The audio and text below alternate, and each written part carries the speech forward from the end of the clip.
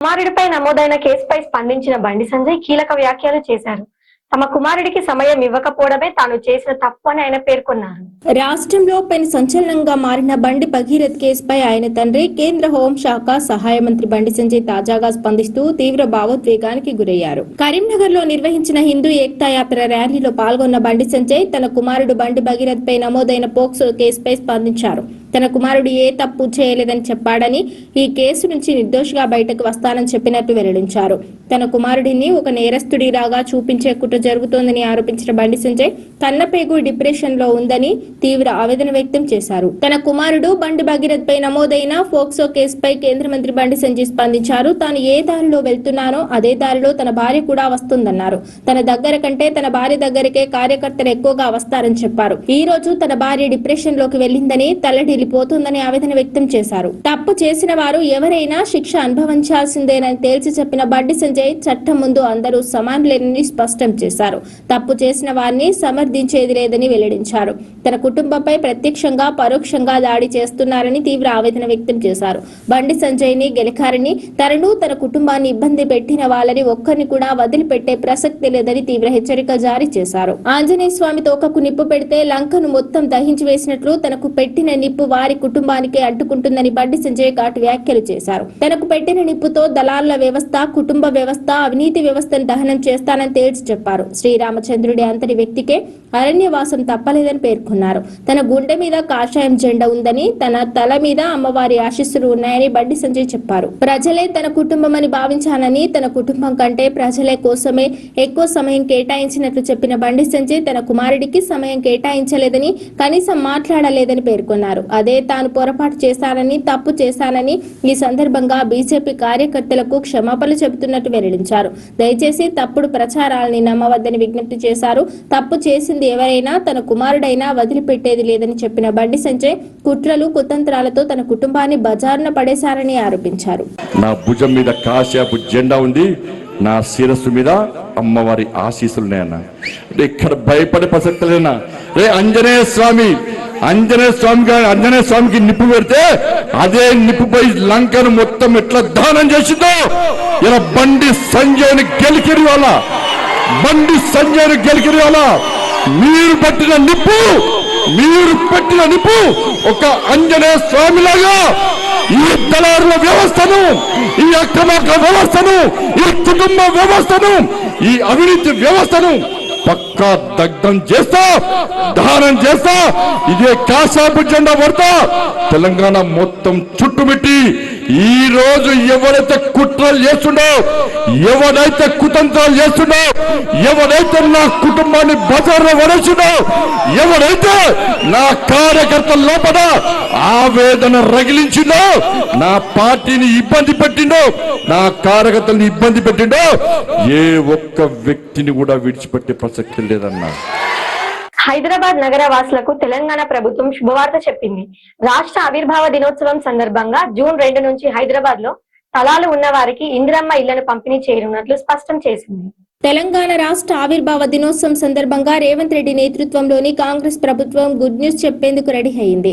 రాష్ట్రంలోని పేదలకు గూడు కల్పించే ఉద్దేశంతో తీసుకువచ్చిన ఇందిరమ్మ ఇళ్ల పథకానికి సంబంధించి 2వ విడత లబ్ధిదారుల ఎంపిక ప్రక్రియను చేపట్టనున్నట్లు తెలంగాణ రెవెన్యూ గృహ నిర్మాణ శాఖ మంత్రి పొంగులేటి శ్రీనివాసరెడ్డి తాజాగా ప్రకటించారు. జూన్ 2వ తేదీన ఇందిరమ్మ ఇళ్ల 2వ విడత పంపిణీని ఆదిలాబాద్ జిల్లాలో ప్రారంభించనున్నట్లు వెల్లడించారు. ఈ క్రమంలోనే గృహ నిర్మాణ శాఖ అధికారులతో మంగళవారం సమీక్ష నిర్వహించిన మంత్రి పొంగులేటి 2వ విడత ఇందిరమ్మ ఇళ్ల పంపిణీకి సంబంధించిన విధి విధానాలను ఈ నెల 21వ తేదీన జరిగే తెలంగాణ మంత్రివర్గ సమావేశంలో ఖరారు చేస్తామని వెల్లడించారు. ఈ క్రమంలోనే ఇందిరమ్మ ఇళ్ల నిర్మాణాల కోసం స్థలాలను ఎంపిక చేసి ప్రతిపాదనలు రెడీ చేయాలని సంబంధిత అధికారులను పొంగులేటి శ్రీనివాసరెడ్డి ఆదేశించారు. ఇక ఇప్పటి వరకు పంపిణీ చేయకుండా పెండింగ్ లో ఉన్న డబుల్ బెడ్రూమ్ ఇళ్లను లబ్ధిదారులకు ఇచ్చేందుకు ప్రత్యేక కార్యక్రమాన్ని నిర్వహించాలని స్పష్టం చేశారు. అదే సమయంలో హైదరాబాద్ లో భూములు ఉన్న వారికి ఈ నెలాఖరులోపు ఇందిరమ్మ ఇళ్లను మంజూరు చేయనున్నట్లు మంత్రి పొంగులేటి స్పష్టం చేశారు. గత బీఆర్ఎస్ సర్కార్ దూరదృష్టి లేకుండా హైదరాబాద్ నగరానికి దూరంగా డబుల్ బెడ్రూమ్ ఇళ్లను నిర్మించడం వల్ల అవి నిరుపయోగంగా మారిపోయాయని, అందుకే అలాంటి పొరపాట్లు తాము చేయకుండా చర్యలు తీసుకుంటున్నట్లు చెప్పారు. ప్రస్తుతం పేదలు నివసిస్తున్న ప్రాంతాలకు 5 నుంచి 8 కిలోమీటర్ల వ్యవధిలోనే ఇందిరమ్మ ఇళ్లను నిర్మించనున్నట్లు తెలిపారు. నియోజకవర్గాన్ని ఒక యూనిట్ గా తీసుకుని స్థలాలను ఎంపిక చేసి తగిన ప్రతిపాదనలను సిద్ధం చేయాలని అధికారులను ఆదేశించారు. ఇప్పటికే పూర్తయిన వివిధ నిర్మాణ దశల్లో ఉన్న ఇళ్లకు ఈ నెలాఖరు నాటికి లబ్ధిదారులను గుర్తించాలని పొంగులేటి ఆదేశించారు. ఆ ఇళ్లకు 5 నుంచి 8 కిలోమీటర్ల లోపు ఉన్న వారిని లబ్ధిదారులుగా ఎంపిక చేయాలని తేల్చి చెప్పారు. ఇప్పటికే నిర్మాణాలు పూర్తయిన ఇళ్లలో లబ్ధిదారులు మాత్రమే ఉండేలా ఎప్పటికప్పుడు పర్యవేక్షించాలని సూచించారు. ఈ ఇళ్లకు తాగునీరు, డ్రైనేజీ, కరెంటు వంటి మౌలిక వసతులను కల్పించేందుకు వేగంగా చర్యలు చేపట్టాలని ఆదేశాలు జారీ చేశారు. హైదరాబాద్ పరిధిలో ఇళ్ల స్థలాలు ఉండి అర్హులైన లబ్ధిదారులకు ఈ నెలాఖరులోగా ఇందిరమ్మ ఇళ్ల మంజూరు పత్రాలను అందించాలని సంబంధిత అధికారులకు మంత్రి పొంగులేటి ఆదేశాలు జారీ చేశారు. ఇక ప్రభుత్వ భూములను ఆక్రమించే వారి పట్ల కఠినంగా వ్యవహరిస్తామని హెచ్చరించారు. రాష్ట్రంలో ధాన్యం కొనుగోళ్లకు ఎలాంటి అడ్డంకులు లేకుండా చూడాలని సీఎం రేవంత్ రెడ్డి ఆదేశాలు జారీ చేశారు. రైతుల నుంచి కొనుగోలు కేంద్రాల్లో కొన్న ధాన్యాన్ని వేగంగా మిల్లులు, గోదాములకు తరలించాలని ఆదేశించారు. తెలంగాణలో ధాన్యం కొనుగోళ్ల విషయంలో గత కొన్ని రోజులుగా ప్రతిపక్షాలు కాంగ్రెస్ ప్రభుత్వంపై తీవ్ర విమర్శలు చేస్తున్నాయి. రైతులు పండించిన పంటను రాష్ట్ర ప్రభుత్వం కొనుగోలు చేయడం లేదని, అకాల వర్షాలకు కొనుగోలు కేంద్రాలకు తరలించిన ధాన్యం తడిసిపోవడం, కొట్టుకుపోవడం జరుగుతోందని ఆరోపిస్తున్నాయి. వీటికి సంబంధించిన వీడియోలు కూడా మీడియా, సోషల్ మీడియాలో వైరల్ కావడంతో తాజాగా ముఖ్యమంత్రి రేవంత్ రెడ్డి స్పందించారు. రాష్ట్రంలో ధాన్యం కొనుగోళ్లకు సంబంధించిన అంశంపై మంగళవారం అన్ని జిల్లాల కలెక్టర్లతో CM Revanth Reddy video conference నిర్వహించారు. ఈ సందర్భంగా రాష్ట్ర వ్యాప్తంగా అన్ని జిల్లాల్లో కొనుగోలు కేంద్రాల వద్ద రైతులకు ఎదురవుతున్న సమస్యలతో పాటు జిల్లాల్లో ఉన్న పరిస్థితులు, క్షేత్రస్థాయిలో తలెత్తుతున్న సమస్యలపై జిల్లా కలెక్టర్ల నుంచి సీఎం రేవంత్ రెడ్డి వివరాలు అడిగి తెలుసుకున్నారు. ఈ క్రమంలోనే అన్ని జిల్లాల కలెక్టర్లకు సీఎం రేవంత్ కొన్ని ఆదేశాలు జారీ చేశారు. రైతుల నుంచి ధాన్యాన్ని సేకరించే విషయంలో అధికారుల నిర్లక్ష్యాన్ని సహించేది లేదని గట్టి హెచ్చరికలు జారీ చేశారు. రైతులకు కొనుగోలు కేంద్రాల్లో ఎలాంటి ఇబ్బందులు కలగకూడదని ఆదేశించారు. ధాన్యాన్ని లారీలో లోడ్ చేసిన వెంటనే రైతులకు సంబంధిత రసీదులు అందించేలా చూడాలని సూచించారు. ధాన్యం తరలింపు సమయంలో లారీల కొరత ఉంటే ట్రాక్టర్లు, ఇతర వాహనాలను ఉపయోగించి వీలైనంత త్వరగా సంచులను తరలించాలని సీఎం ఆదేశించారు. కొనుగోలు కేంద్రాల్లో రైతుల నుంచి కొన్న ధాన్యం వీలైనంత త్వరగా గోదాములు, మిల్లులకు పంపించాలని ఆదేశాలు జారీ చేశారు. ఈ క్రమంలోనే తెలంగాణ సర్కార్ కీలక నిర్ణయం తీసుకుంది. వరి అన్లోడింగ్ హమాలి ఛార్జీలను ఇప్పుడు ఉన్న 6.50 నుంచి 8.50కి పెంచుతున్నట్లు తెలిపింది. అదే సమయంలో మధ్యంతర గోదాములకు క్వింటాల్కు 17 రూపాయలు హ్యాండ్లింగ్ ఛార్జీలుగా నిర్ణయించింది. ఈ 2025-26 సీజన్ నుంచే ఈ ఉత్తర్వులు అమల్లోకి రానున్నాయని సంబంధిత అధికార వర్గాలు వెల్లడించాయి.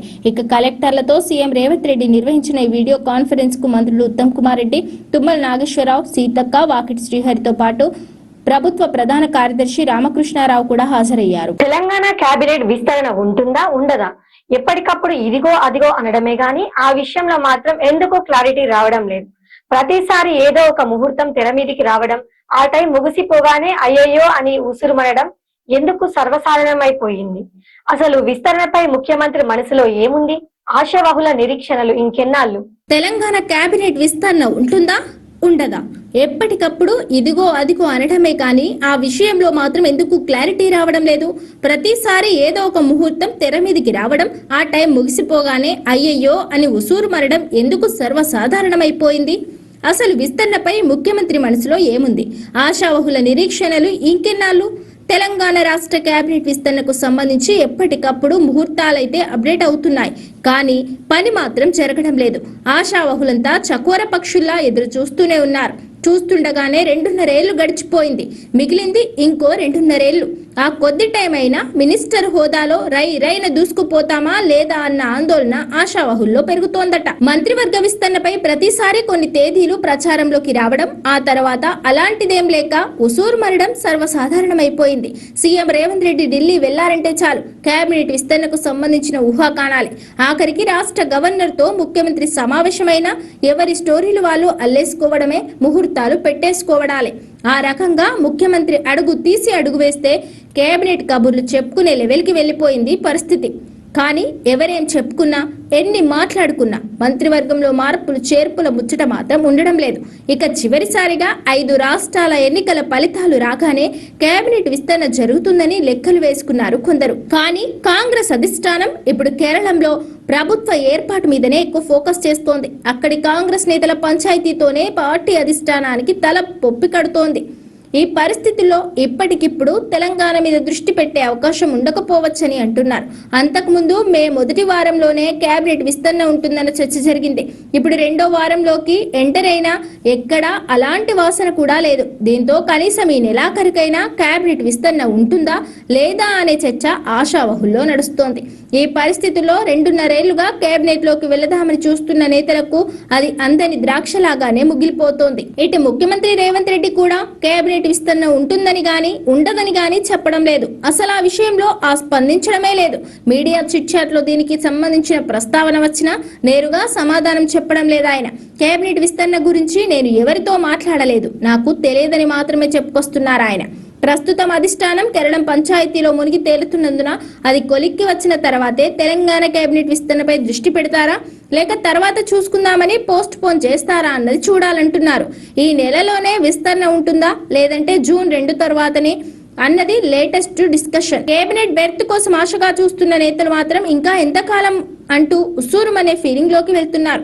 వారి నిరీక్షణలు ఫలిస్తాయా లేదా, ఎదురు చూపులకు ఎండు కార్డు ఎప్పుడు పడుతుందో చూడాలన్నది పొలిటికల్ వాయిస్. టీఆర్ఎస్ అధ్యక్షురాలు కల్వకుంట్ల కవితకు రైల్వే కోర్టు నుండి సమన్లు జారీ అయ్యాయి. గతంలో కామారెడ్డిలో నిర్వహించిన రైలు రోకోకు సంబంధించిన నమోదైన కేసులో విచారణకు భాగంగా రేపు ఉదయం 10:30 గంటలకు సికింద్రాబాద్ రైల్వే కోర్టుకు హాజరు కావాలని న్యాయస్థానం ఆమెను ఆదేశించింది. తెలంగాణ రాష్ట్ర సేన అధ్యక్షురాలు కల్వకుంట్ల కవితకు రైల్వే కోర్టు నుండి సమన్లు జారీ అయ్యాయి. గతంలో కామారెడ్డిలో నిర్వహించిన రైలు రోకోకు సంబంధించిన నమోదైన కేసు విచారణలో భాగంగా రేపు ఉదయం 10:30 సికింద్రాబాద్ రైల్వే కోర్టుకు హాజరు కావాలని న్యాయస్థానం ఆమెను ఆదేశించింది. బీసీలకు చట్టసభల్లో 42% రిజర్వేషన్లు కల్పించాలనే డిమాండ్తో కవిత ఆధ్వర్యంలో గతంలో కామారెడ్డిలో భారీ ఎత్తున రైలు రోకో నిర్వహించారు. ఈ సందర్భంగా బీసీ బిల్లులకు కేంద్రం వెంటనే ఆమోదం తెలపాలని ఆమె డిమాండ్ చేశారు. ఈ ఆందోళనలో భాగంగా దేవగిరి ఎక్స్ప్రెస్ తో పాటు ఒక గూడ్స్ రైలు ను నిలిపివేయడంతో నిజామాబాద్ హైదరాబాద్ రూట్ లో రైళ్ల రాకపోకలకు తీవ్ర అంతరాయం ఏర్పడింది. రైల్వే ఏఎస్ఐ రవీంద్రబాబు ఫిర్యాదు మేరకు రైల్వే పోలీసులు ఈ కేసును నమోదు చేశారు. నిబంధనలకు విరుద్ధంగా రైల్వే ట్రాక్ పై నిరసనలు తెలపడం, రైళ్లను నిలిపివేసి ప్రయాణికులకు అసౌకర్యం కలిగించినందుకు గాను కవితతో పాటు మరో 12 మంది నాయకులపై రైల్వే చట్టం సెక్షన్ల కింద కేసులు నమోదయ్యాయి. ఈ కేసు విచారణ ఇప్పుడు తుది దశకు చేరుకోవడంతో కోర్టు సమన్లు జారీ చేసింది. బీఆర్ఎస్ పార్టీని మళ్లీ పూర్వ వైభవానికి తీసుకురావడమే లక్ష్యంగా అధినేత కేసీఆర్ తన వ్యూహాలను పదును పెట్టారు. ఎర్రవల్లి ఫామ్ హౌస్ వేదికగా సోమవారం జరిగిన కోర్ కమిటీ సమావేశంలో పార్టీ భవిష్యత్తు కార్యాచరణపై ఆయన కీలక దిశానిర్దేశం చేశారు. బీఆర్ఎస్ పార్టీని మళ్లీ పూర్వ వైభవానికి తీసుకురావడమే లక్ష్యంగా అధినేత కేసీఆర్ తన వ్యూహాలకు పదును పెట్టారు. ఎర్రవల్లి ఫామ్ హౌస్ వేదికగా సోమవారం జరిగిన కోర్ కమిటీ సమావేశంలో పార్టీ భవిష్యత్ కార్యాచరణపై ఆయన కీలక దిశానిర్దేశం చేశారు. సుమారు 23 మంది ముఖ్య నేతలతో నిర్వహించిన ఈ భేటీలో పార్టీ సంస్థాగత నిర్మాణం, సభ్యత్వ నమోదు, క్షేత్రస్థాయి పోరాటాలపై కేసీఆర్ సంచలన నిర్ణయాలు తీసుకున్నారు. గులాబీ పార్టీ బీఆర్ఎస్ గా రూపాంతరం చెందిన తర్వాత తొలిసారిగా సభ్యత్వ నమోదు ప్రక్రియను చేపట్టాలని ఈ సమావేశంలో నిర్ణయించారు. అయితే గతంలో లాగా కేవలం సంఖ్య కోసమే సభ్యత్వాలు రాకుండా పార్టీ కోసం క్షేత్రస్థాయిలో నిలబడే వారికే ప్రాధాన్యత ఇవ్వాలని కేసీఆర్ స్పష్టం చేశారు. ఒకప్పుడు 60 లక్షల మంది సభ్యులు ఉన్నప్పటికీ ప్రస్తుతం పార్టీ ప్రతిపక్షంలో ఉన్నందున కేవలం క్రియాశీలకంగా ఉండే వారిని మాత్రమే గుర్తించాలని నేతలకు సూచించారు. కష్టకాలంలో పార్టీ జెండా మోసే కార్యకర్తలే అసలైన బలమని, వారందరికీ క్రియాశీలక సభ్యత్వం ఇవ్వడం ద్వారా పార్టీని బలోపేతం చేయాలని ఆయన లక్ష్యంగా పెట్టుకున్నారు. భారీ యంత్రాంగంలో భారీ మార్పులకు కేసీఆర్ శ్రీకారం చుట్టారు. నియోజకవర్గాల్లో సభ్యత్వ నమోదును పర్యవేక్షించేందుకు పాత ఇన్ఛార్జీలు లేదా మాజీ ఎమ్మెల్యేలపై ఆధారపడకూడదని ఆయన నిర్ణయించారు. దీనికి భిన్నంగా రాష్ట్ర పార్టీ కార్యాలయం నుండి నేరుగా కొత్త ఇన్ఛార్జీలు నియోజకవర్గాలకు పంపాలని భావిస్తున్నారు. క్షేత్రస్థాయిలో పరిస్థితులను నిష్పాక్షికంగా అంచనా వేయడానికి, గ్రూప్ రాజకీయాలకు తావు లేకుండా పార్టీని ప్రక్షాళన చేయడానికి ఈ నిర్ణయం తీసుకున్నట్లు తెలుస్తోంది. పార్టీని మళ్లీ అధికార దిశగా నడిపించేందుకు కొత్త రక్తాన్ని నింపే ప్రక్రియలో భాగంగానే ఈ కీలక మార్పులు చోటు చేసుకుంటున్నాయి. తెలంగాణలో రాజకీయ సమీకరణాలు వేగంగా మారుతున్న తరుణంలో బీఆర్ఎస్ శ్రేణులను ఉత్తేజితం చేసేందుకు కేసీఆర్ ఈ సమావేశాన్ని వేదికగా చేసుకున్నారు. పార్టీ నాయకత్వం నుంచి కార్యకర్తల వరకు ప్రతి ఒక్కరూ ప్రజల్లో ఉండి పోరాడాలని ఆయన పిలుపునిచ్చారు. కోర్ కమిటీ సభ్యులైన కేటీఆర్, అసెంబ్లీ, మండలి డిప్యూటీ ఫ్లోర్ లీడర్లు, ప్రధాన కార్యదర్శులతో చర్చించిన కేసీఆర్ త్వరలోనే జిల్లాల వారీగా సమీక్షలు నిర్వహించి పార్టీ శ్రేణుల్లో నూతన ఉత్సాహం నింపనున్నారు. మొత్తం మీద ఎర్రవల్లి వేదికగా జరిగిన ఈ సమావేశం బీఆర్ఎస్ పార్టీలో కొత్త అధ్యయనానికి నాంది పలికినట్లయింది. ఇది ఇవాల్టి బులెటిన్. మరో బులెటిన్ లో మళ్ళీ కలుద్దాం. Stay on khoa TV. Welcome to khoa TV. తన కుమారుడిపై నమోదైన కేసుపై స్పందించిన బండి సంజయ్ కీలక వ్యాఖ్యలు చేశారు. తమ కుమారుడికి సమయం ఇవ్వకపోవడమే తాను చేసిన తప్పు అని ఆయన పేర్కొన్నారు. రాష్ట్రంలో పెను సంచలనంగా మారిన బండి భగీరథ్ కేసుపై ఆయన తండ్రి కేంద్ర హోంశాఖ సహాయ మంత్రి బండి సంజయ్ తాజాగా స్పందిస్తూ తీవ్ర భావోద్వేగానికి గురయ్యారు. కరీంనగర్ లో నిర్వహించిన హిందూ ఏక్తా యాత్ర ర్యాలీలో పాల్గొన్న బండి సంజయ్ తన కుమారుడు బండి భగీరథ్ పై నమోదైన పోక్సో కేసుపై స్పందించారు. తన కుమారుడు ఏ తప్పు చేయలేదని చెప్పాడని, ఈ కేసు నుంచి నిర్దోషిగా బయటకు వస్తానని చెప్పినట్టు వెల్లడించారు. తన కుమారుడిని ఒక నేరస్తుడిలాగా చూపించే కుట్ర జరుగుతోందని ఆరోపించిన బండి సంజయ్ కన్నపేగు డిప్రెషన్ లో ఉందని తీవ్ర ఆవేదన వ్యక్తం చేశారు. తన కుమారుడు బండి భగీరథ్ పై నమోదైన పోక్సో కేసుపై కేంద్ర మంత్రి బండి సంజయ్ స్పందించారు. తాను ఏ దారిలో వెళ్తున్నానో అదే దారిలో తన భార్య కూడా వస్తుందన్నారు. తన దగ్గర కంటే తన భార్య దగ్గరికే కార్యకర్తలు ఎక్కువగా వస్తారని చెప్పారు. ఈ రోజు తన భార్య డిప్రెషన్ లోకి వెళ్లిందని, తల్లడిల్లిపోతుందని ఆవేదన వ్యక్తం చేశారు. తప్పు చేసిన వారు ఎవరైనా శిక్ష అనుభవించాల్సిందేనని తేల్చి చెప్పిన బండి సంజయ్ చట్టం ముందు అందరూ సమానులేనని స్పష్టం చేశారు. తప్పు చేసిన వారిని సమర్థించేది లేదని వెల్లడించారు. తన కుటుంబంపై ప్రత్యక్షంగా పరోక్షంగా దాడి చేస్తున్నారని తీవ్ర ఆవేదన వ్యక్తం చేశారు. బండి సంజయ్ ని గెలికారని, తనను తన కుటుంబాన్ని ఇబ్బంది పెట్టిన వాళ్ళని ఒక్కరిని కూడా వదిలిపెట్టే ప్రసక్తి లేదని తీవ్ర హెచ్చరిక జారీ చేశారు. ఆంజనేయ స్వామి తోకకు నిప్పు పెడితే లంకను మొత్తం దహించి వేసినట్లు తనకు పెట్టిన నిప్పు వారి కుటుంబానికి అంటుకుంటుందని బండి సంజయ్ ఘాటు వ్యాఖ్యలు చేశారు. తనకు పెట్టిన నిప్పుతో దళారుల వ్యవస్థ, కుటుంబ వ్యవస్థ, అవినీతి వ్యవస్థను దహనం చేస్తానని తేల్చి చెప్పారు. శ్రీరామచంద్రుడి అంతటి వ్యక్తికే అరణ్యవాసం తప్పలేదని పేర్కొన్నారు. తన గుండె మీద కాషాయం జెండా ఉందని, తన తల మీద అమ్మవారి ఆశీస్సులు ఉన్నాయని బండి సంజయ్ చెప్పారు. ప్రజలే తన కుటుంబం అని భావించాలని, తన కుటుంబం కంటే ప్రజలే కోసమే ఎక్కువ సమయం కేటాయించినట్లు చెప్పిన బండి సంజయ్ తన కుమారుడికి సమయం కేటాయించలేదని, కనీసం మాట్లాడలేదని పేర్కొన్నారు. అదే తాను పొరపాటు చేశానని, తప్పు చేశానని ఈ సందర్భంగా బీజేపీ కార్యకర్తలకు క్షమాపణలు చెబుతున్నట్టు వెల్లడించారు. దయచేసి తప్పుడు ప్రచారాలని నమ్మవద్దని విజ్ఞప్తి చేశారు. తప్పు చేసింది ఎవరైనా తన కుమారుడైనా వదిలిపెట్టేది లేదని చెప్పిన బండి సంజయ్ కుట్రలు, కుతంత్రాలతో తన కుటుంబాన్ని బజారున పడేశారని ఆరోపించారు. నా భుజం మీద కాశాపు జెండా ఉంది, నా శిరస్సు మీద అమ్మవారి ఆశీస్సులున్నాయన్న. ఇక్కడ భయపడే ప్రసక్తి లేనా? రే ఆంజనేయ స్వామికి నిప్పు పెడితే అదే నిప్పుపై లంకను మొత్తం ఎట్లా దానం చేసిందో ఇలా బండి సంజయ్ని గెలికిరి వాళ్ళ మీరు పెట్టిన నిప్పు ఒక ఆంజనేయ స్వామిలాగా ఈ దళారుల వ్యవస్థను, ఈ అక్రమార్గ వ్యవస్థను, ఈ కుటుంబ వ్యవస్థను, ఈ అవినీతి వ్యవస్థను పక్కా దగ్ధం చేస్తా, దహనం చేస్తా, ఇదే కాశాపు జెండా పడతా తెలంగాణ మొత్తం చుట్టుమిట్టి ఈ రోజు ఎవరైతే కుట్రలు చేస్తుండో, ఎవరైతే కుతంత్రాలు చేస్తుండో, ఎవరైతే నా కుటుంబాన్ని బజార్లో వరచుండో, ఎవరైతే నా కార్యకర్తల లోపల ఆవేదన రగిలించిండో, నా పార్టీని ఇబ్బంది పెట్టిండో, నా కార్యకర్తల్ని ఇబ్బంది పెట్టిండో, ఏ ఒక్క వ్యక్తిని కూడా విడిచిపెట్టే ప్రసక్తి లేదన్నా. హైదరాబాద్ నగర వాసులకు తెలంగాణ ప్రభుత్వం శుభవార్త చెప్పింది. రాష్ట్ర ఆవిర్భావ దినోత్సవం సందర్భంగా జూన్ 2 నుంచి హైదరాబాద్ లో స్థలాలు ఉన్న వారికి ఇందిరమ్మ ఇళ్లను పంపిణీ చేయనున్నట్లు స్పష్టం చేసింది. తెలంగాణ రాష్ట్ర ఆవిర్భావ దినోత్సవం సందర్భంగా రేవంత్ రెడ్డి నేతృత్వంలోని కాంగ్రెస్ ప్రభుత్వం గుడ్ న్యూస్ చెప్పేందుకు రెడీ అయింది. రాష్ట్రంలోని పేదలకు గూడు కల్పించే ఉద్దేశంతో తీసుకువచ్చిన ఇందిరమ్మ ఇళ్ల పథకానికి సంబంధించి 2వ విడత లబ్ధిదారుల ఎంపిక ప్రక్రియను చేపట్టనున్నట్లు తెలంగాణ రెవెన్యూ గృహ నిర్మాణ శాఖ మంత్రి పొంగులేటి శ్రీనివాసరెడ్డి తాజాగా ప్రకటించారు. జూన్ 2వ తేదీన ఇందిరమ్మ ఇళ్ల 2వ విడత పంపిణీని ఆదిలాబాద్ జిల్లాలో ప్రారంభించనున్నట్లు వెల్లడించారు. ఈ క్రమంలోనే గృహ నిర్మాణ శాఖ అధికారులతో మంగళవారం సమీక్ష నిర్వహించిన మంత్రి పొంగులేటి 2వ విడత ఇందిరమ్మ ఇళ్ల పంపిణీకి సంబంధించిన విధి విధానాలను ఈ నెల 21వ తేదీన జరిగే తెలంగాణ మంత్రివర్గ సమావేశంలో ఖరారు చేస్తామని వెల్లడించారు. ఈ క్రమంలోనే ఇందిరమ్మ ఇళ్ల నిర్మాణాల కోసం స్థలాలను ఎంపిక చేసి ప్రతిపాదనలు రెడీ చేయాలని సంబంధిత అధికారులను పొంగులేటి శ్రీనివాసరెడ్డి ఆదేశించారు. ఇక ఇప్పటి వరకు పంపిణీ చేయకుండా పెండింగ్ లో ఉన్న డబుల్ బెడ్రూమ్ ఇళ్లను లబ్ధిదారులకు ఇచ్చేందుకు ప్రత్యేక కార్యక్రమాన్ని నిర్వహించాలని స్పష్టం చేశారు. అదే సమయంలో హైదరాబాద్ లో భూములు ఉన్న వారికి ఈ నెలాఖరులోపు ఇందిరమ్మ ఇళ్లను మంజూరు చేయనున్నట్లు మంత్రి పొంగులేటి స్పష్టం చేశారు. గత బీఆర్ఎస్ సర్కార్ దూరదృష్టి లేకుండా హైదరాబాద్ నగరానికి దూరంగా డబుల్ బెడ్రూమ్ ఇళ్లను నిర్మించడం వల్ల అవి నిరుపయోగంగా మారిపోయాయని, అందుకే అలాంటి పొరపాట్లు తాము చేయకుండా చర్యలు చేసుకుంటున్నట్లు చెప్పారు. ప్రస్తుతం పేదలు నివసిస్తున్న ప్రాంతాలకు 5 నుంచి 8 కిలోమీటర్ల పరిధిలోనే ఇందిరమ్మ ఇళ్లను నిర్మించనున్నట్లు తెలిపారు.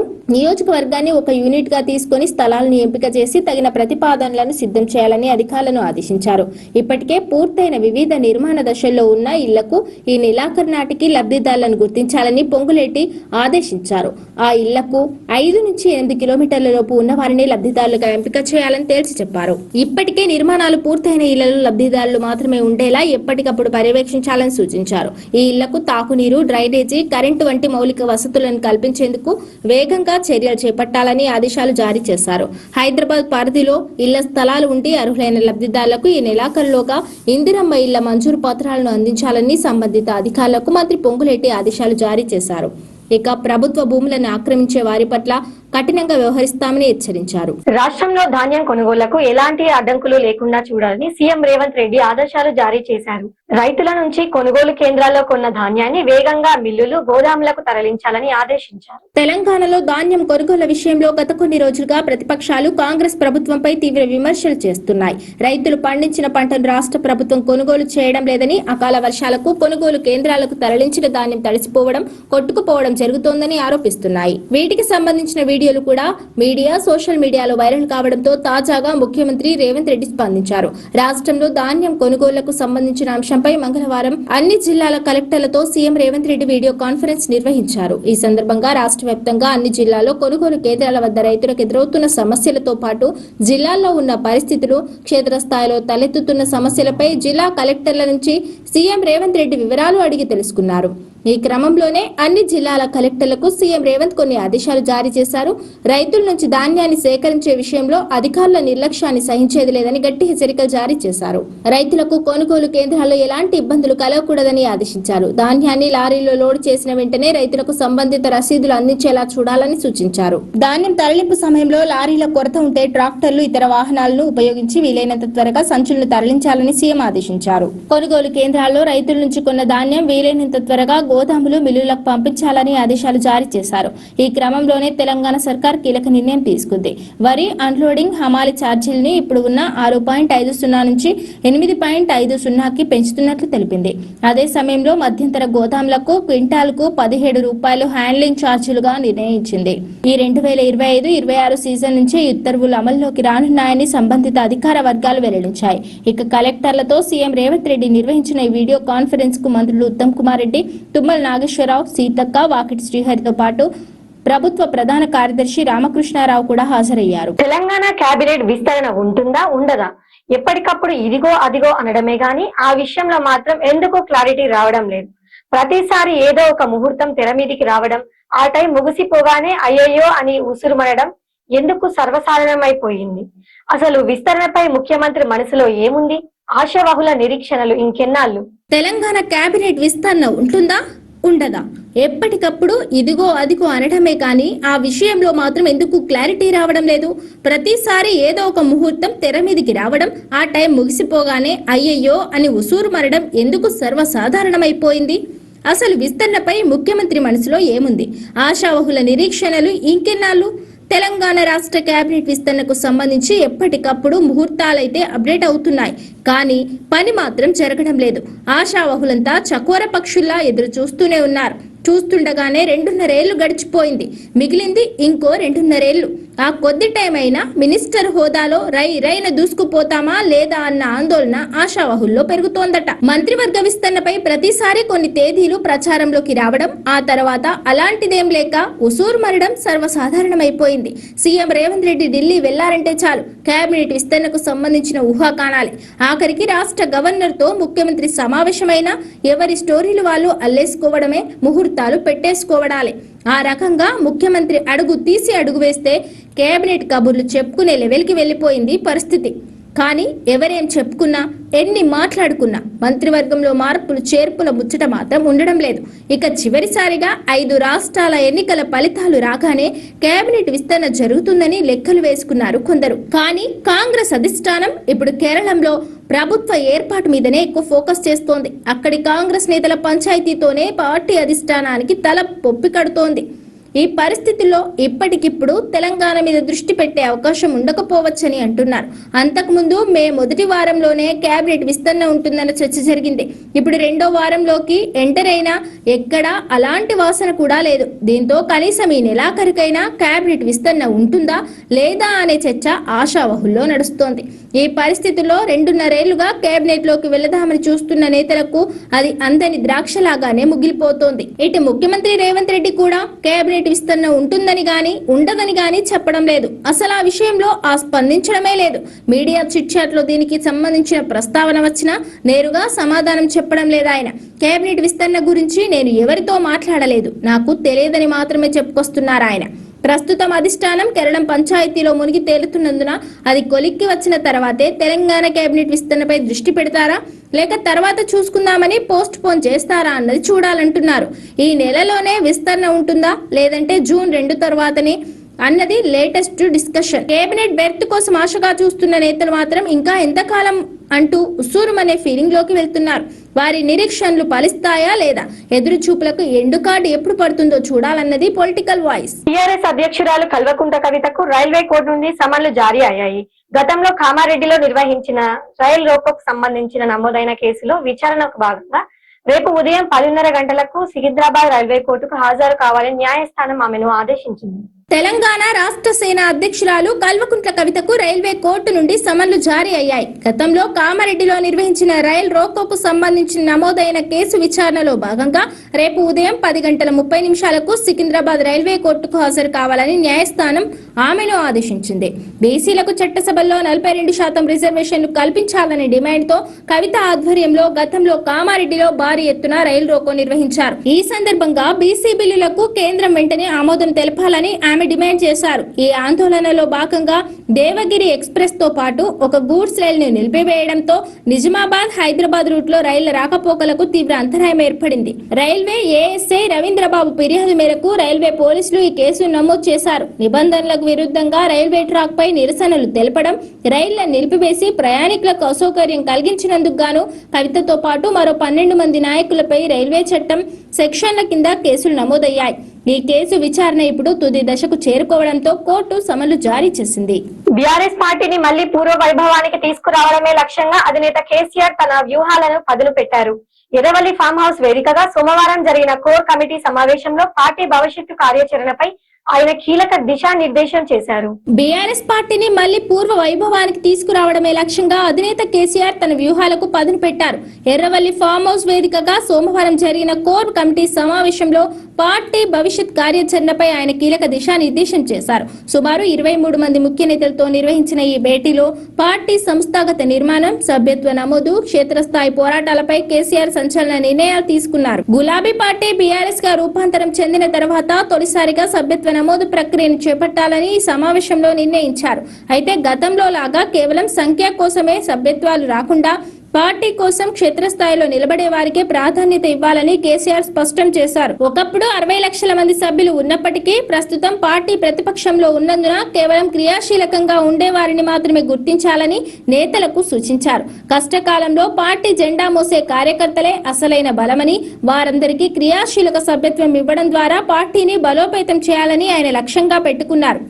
భారీ యంత్రాంగంలో భారీ మార్పులకు కేసీఆర్ శ్రీకారం చుట్టారు. నియోజకవర్గాల్లో సభ్యత్వ నమోదును పర్యవేక్షించేందుకు పాత ఇన్ఛార్జీలు లేదా మాజీ ఎమ్మెల్యేలపై ఆధారపడకూడదని ఆయన నిర్ణయించారు. దీనికి భిన్నంగా రాష్ట్ర పార్టీ కార్యాలయం నుండి నేరుగా కొత్త ఇన్ఛార్జీలు నియోజకవర్గాలకు పంపాలని భావిస్తున్నారు. క్షేత్రస్థాయిలో పరిస్థితులను నిష్పాక్షికంగా అంచనా వేయడానికి, గ్రూప్ రాజకీయాలకు తావు లేకుండా పార్టీని ప్రక్షాళన చేయడానికి ఈ నిర్ణయం తీసుకున్నట్లు తెలుస్తోంది.